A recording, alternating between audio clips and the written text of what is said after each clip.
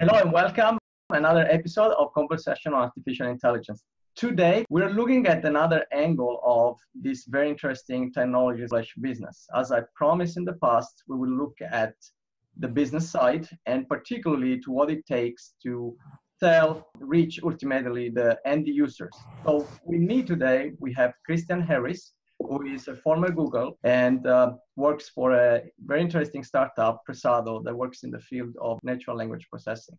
Before we introduce Cristian, let me tell you this. If you're new to the channel, it is an honor and privilege to have you here. If you're coming back, thank you so much for giving us your trust. Cristian, how are you today? Hi, Paolo, I'm good. And hi to your beautiful audience. So, Cristian, before we go into, what you're doing and all your sales experience, I would like to take a little trip in the past. And, you meet your fellow classmates. And what would you tell them about the things you have been doing in the last 10, 15 years? First of all, I would be afraid to meet my Italian teacher because when I left high school, she said, whatever you will do in life, make sure you write because you're really good at it.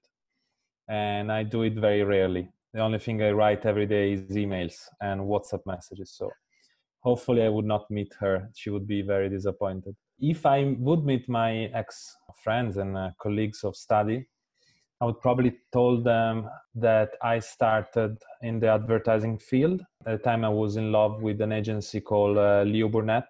They worked for a lot of very cool brands, including Volkswagen and Fiat. And then I would tell them that I moved on in creative advertising, and then I started cultivating the dream of moving to digital advertising and in particular to Google. And so I tried for 3 years until I was finally able to join Google in 2012. And there I spent 5 years in Dublin. So I would told them that I didn't want to leave Italy. I didn't want to live abroad at the beginning. But when Google called, I had to make a choice. And I, in the end, happily enough, moved to Ireland, where, again, they have the European headquarters. And there I spent 5 beautiful years. Got married with an Italian girl. And then I decided only last year to move back to Italy, and I eventually joined Persado, which is the startup that you mentioned at the beginning. Even if probably call them startup is not correct anymore, just because we are more than 300 people in many different locations with, a significant business. But, who am I to define what a startup is? To that extent, it's certainly much smaller than Google is. If you had to make a parallel in, like lifestyle, culture, and also the type of business challenges, how would you describe the differences between the mega giant Google and the smaller and nimble company Persado? Of course, the difference that you highlighted was one of the key drivers for me to jump and try something completely different. Google was incredibly collaborative, innovative, and sometimes even fast, despite the fact that it's 80,000 employees. So when you hear saying that they still cultivate the startup environment, it's partially true. Persado instead is, of course, the real startup, or at least a grown-up startup. And you still meet innovation and innovative processes and approaches. The work you do is not that different. You're still, in the end, consulting clients about the digital marketing. The interesting difference is that for the type of product that we serve to the client, we get to know deeper their business, because every time we propose Persado to a client or to a new area of an existing client, we do a very thorough value analysis. So we need to really understand that area of the business, the processes, the KPIs, and quantify their business value. And then we can apply the impact that we expect to come from Persado, and we can come back to the client and said, your business is worth this, and we think Persado could bring you that. To get there, you need to ask many more questions and get much more data than I was used in Google. So before we go further, I wanted to just jump in and look at the two products so that our audience understand. So you were selling Google AdWords, and whereas it's a different product, it's an enterprise machine learning. Can you give us like a brief overview of the two products and how they're different? Well, first of all, AdWords is a platform that allows you to show your advertising in many different places. So on Google Search, on the Google Display Network, which is a sum of websites. Most of the websites that you visit every day are part of the Google Display Network. And you can also reach users on YouTube through video advertising or video text advertising, and on Play Store, Google Play Store, so the App Store. Persado doesn't substitute this type of platform, actually enhance this type of platform, because when you serve your advertising to a platform like Google, you are saying something to your customers or potential customers. There is a text. You're using a language, the Italian language, the English language, the Chinese language. What Persado does, it helps the client and the agency eventually to identify the most impactful, effective language for the whole audience, for some segments of that audience, or eventually, after working on the same client audience for a while, on the specific person. So a customer ID, for example. So the two things work together.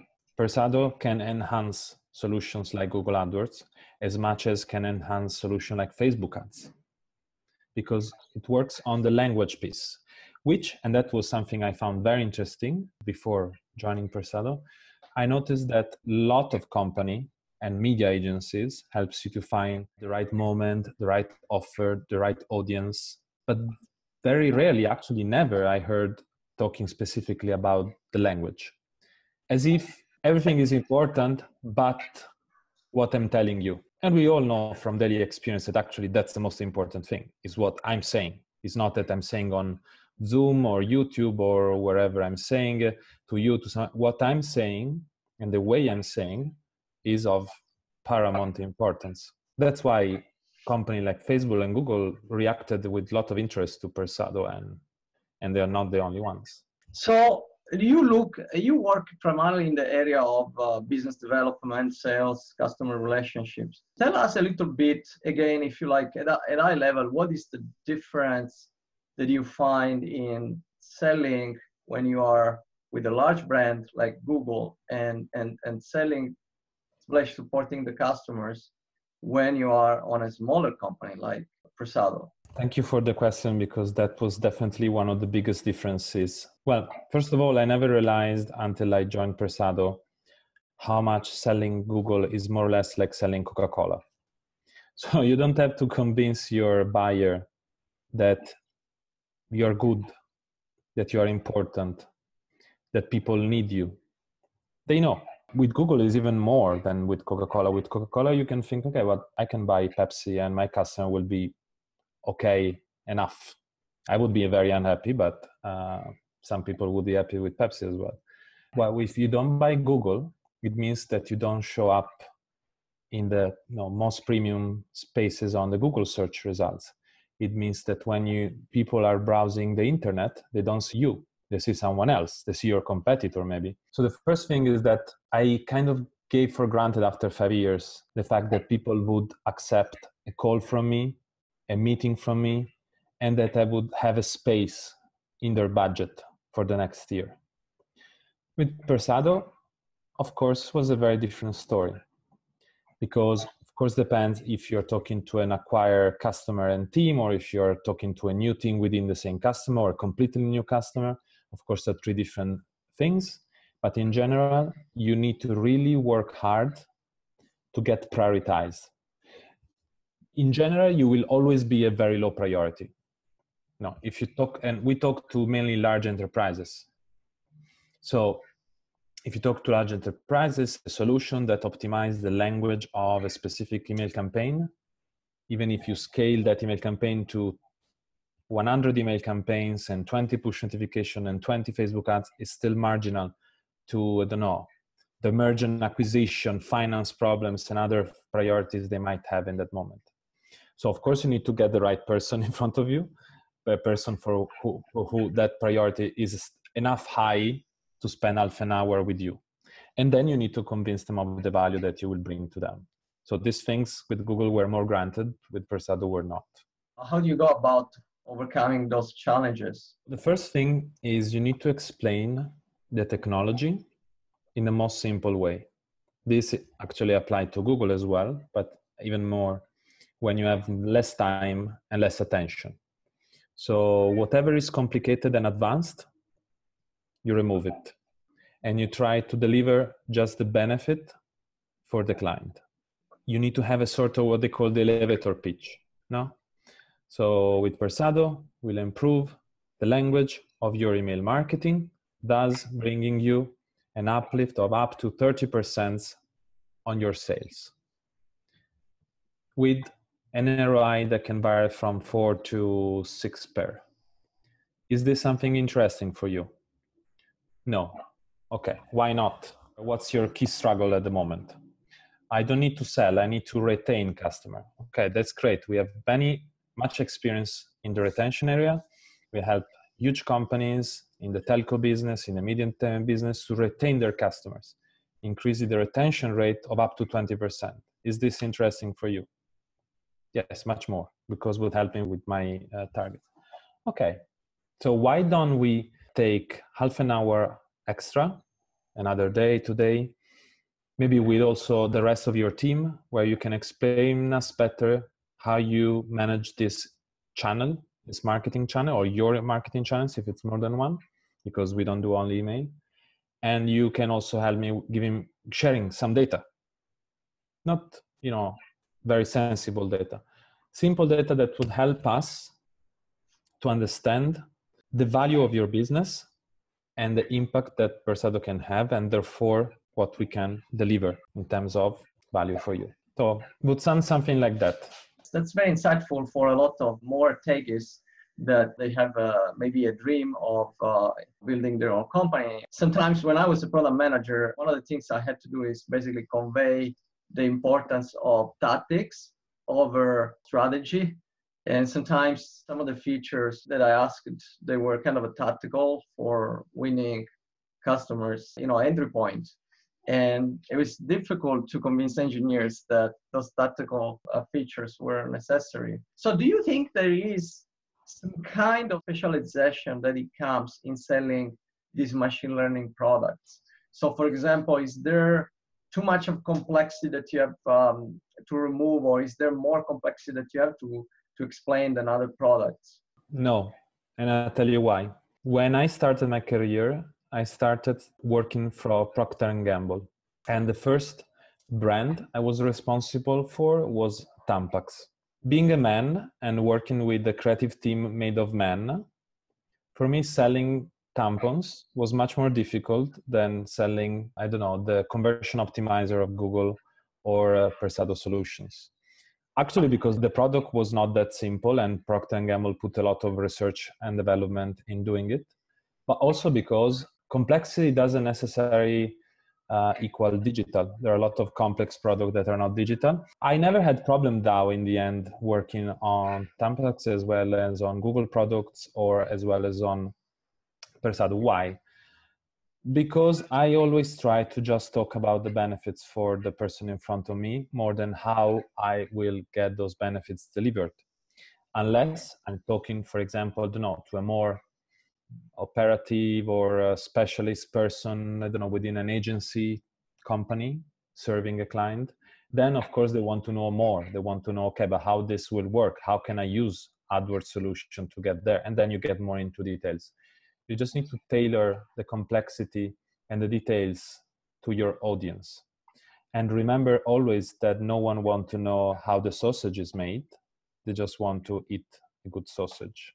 That's very insightful. When we look at the type of products that you sell, though, it does have a component, if I got it right, of consulting. So there is a component of working at the customer, design and customize a solution. So how much of your credibility derives from the technical insights, the technological insights of your team?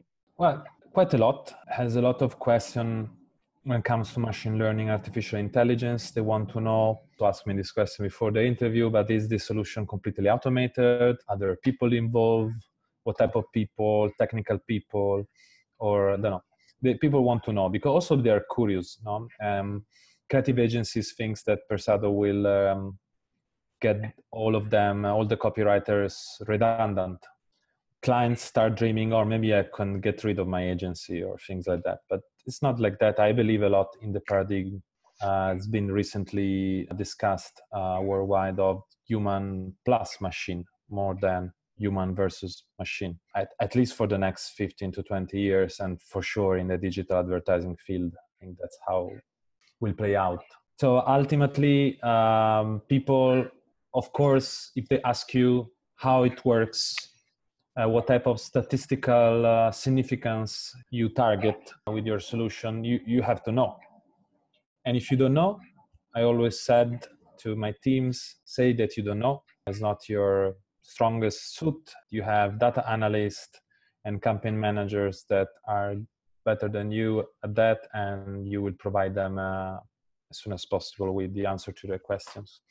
So ultimately, they want to know that you know your stuff, and if you don't know, someone does. But without, for that, trying to answer all their questions at the beginning, because that's a risk. No, it's a very interesting product. Is innovative. So why don't I spend 30 minutes explaining in the greedy details how it works? So I start talking about orthogonal design. I can explain that we use a methodology that is used also in pharmaceutical. But then I probably, most of the cases, I just get them lost. And I don't get what is more important, which is letting them understand what's in it for them, what's the value in the solution for them. I guess there's a second step in the sale, and the sale is longer than just one single step.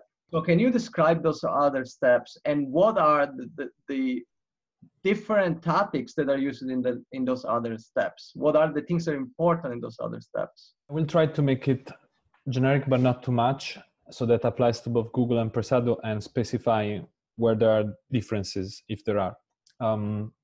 So after you deliver your pitch and you make it clear what's the value for the customer, you need to have some more information, like a sort of brief, call it if you want. So I need to understand more about your business, processes, touch points, key metrics you had so far, key metrics you would love to have with my solution, so that I can go back home or the office, do some homework with my team and try to make estimations and prioritization. Like, for example, in Persado, this is specific to Persado, we apply a lot the Pareto effect or law, I don't know how it's called, but we try to always find that 20% of their business that bring them the 80% of the revenues or the value. And we try to focus first on that and to understand what we could get out of it. And then we will look at what would be the cost for the customer based on our standard pricing and what would be the ROI. So when we are satisfied with the numbers, we think they look interesting for our first understanding of the customer business, we go back and present this, call it a business case. Well, of course, it's not as simple as that. We usually do a few rounds with the team, with the more on the ground people, because we want to make sure that the people that will eventually deal with our solutions, they validate everything. They agree with everything. They are confident. They like it. They're excited. They want to come with you to their boss and show what we could do together. So then you propose it. You eventually, if you're very lucky, get a green light immediately. Of course, then there is all the boring part of negotiation, procurement, contract, signature, etc. But after you're done with the commercial part, you need to very clearly establish the operating model. So how will we work together? And then what will be our KPIs for success? What makes a large company like this, like the ones that you're dealing with, to sign the contract when they're dealing with a startup like yours? Because you identify these steps. First, introduction, then you do some work, and then you go back with the proposal, and now they have to sign. First of all, it depends on how good you have been in identifying their business goals / targets / pain points. Okay. So if you understood that they have a pain point in the retention area, they have a business objective of increasing that retention rate of 5%, and you know that that's a priority for them, and you have built a business case of how your technology will help them of that 5% to get 1% more, which would be already a very good result, then you have their full attention. Then it all comes to the ROI. So, okay, but to get there, how much will it cost to me? And you need to understand what's a good ROI for them looks like. Now, in general, 3x, 4x is a good ROI. If you present them as 6x, 7x, 8x, it happened to me, then you definitely have their attention. It means you might be expensive, maybe, but you bring them a lot more regardless, no? But then, of course, there are also some things I think are sometimes we forget about, which is the human aspect. So how you present yourself, how the whole company presents itself, the team in front of them. Do they feel they can trust you? Do they feel you are a serious person, a good professional? Do you have an interesting work experience in your background? You come from Google, you maybe come from Accenture, you come from McKinsey, definitely, you know, good brands that will have them. Okay, I don't know Persado, but I know the other brands, and you probably have a good professional preparation. And if you left those companies to join a company which I don't know, there might be something interesting that I might have missed because there are so many brands out there. And also, of course, you need to know your competition. If there is very few competition, as it's the case of Persado, then you just it's not that easy, but you need to make sure that no one else can offer the whole suite that you are offering them.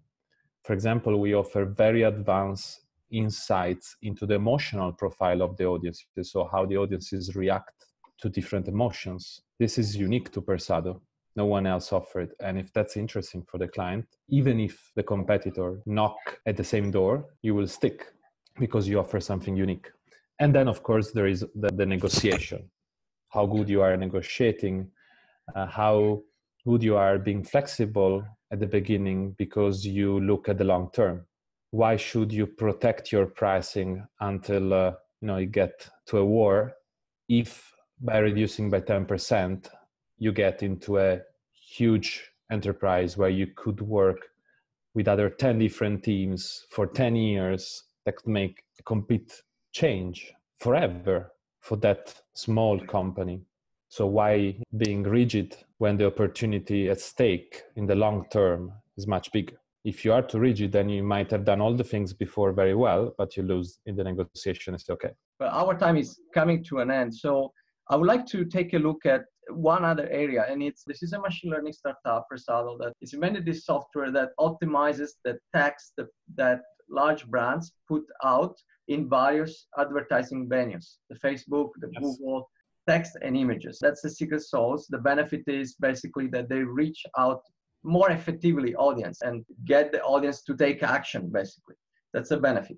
But when they start smaller, then they need to grow. And when they have more customers, they will need to have more salespeople. And as you said, one of the things that you pointed out was that if I come from McKinsey, if I come from Google, in other words, if I have credibility, I am more effective in the work. But that credibility cannot be scaled easily. So at a certain point, the team has to be scaled. So how do you go about scaling the team from 1 person to 30 and bringing value to your company? I think you need to have a balance. So you cannot just have a team of superstars, of senior people. I'm not a football fan, and I know that most of our audience probably is not Italian, but probably a lot of people know the Milan football team. I remember there was a year in which there was a lot of hype around Milan because they had like an incredible list of players, like 11 superstars. Not being a football fan, I don't remember the name of most of them, but I remember they were incredible for the time. And Milan did very bad in that championship because they just had a team of rock stars, of superstars, and not cohesive, collaborative, synergic team.